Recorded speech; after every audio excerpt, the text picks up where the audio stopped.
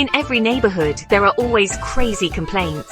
But today, Mang Dodong's complaint is like something from a soap opera. Captain. Cap! This is an emergency.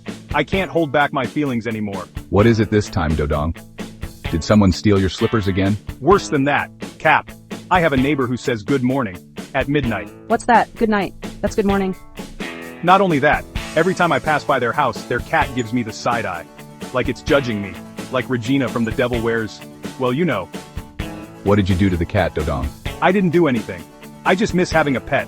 The cat is like a psychic. It knows my soul. Oh, I don't know about you, Dodong. Maybe you're jealous of the cat because it's the only one with a love life. Who's complaining about me? Dodong, is that you again? Just because my rooster keeps looking at your window, you're complaining? It's not just your rooster, Kanor. Your plant is smiling at me. I'm traumatized. It's a happy plant. Of course it smiles. At the Barangay Hall, the real drama isn't on TV. It's in the complaints that make no sense. Okay, let's have some peace and order here. Dodong, Kanor, you two will have coffee together and take turns looking at the cat. Case closed.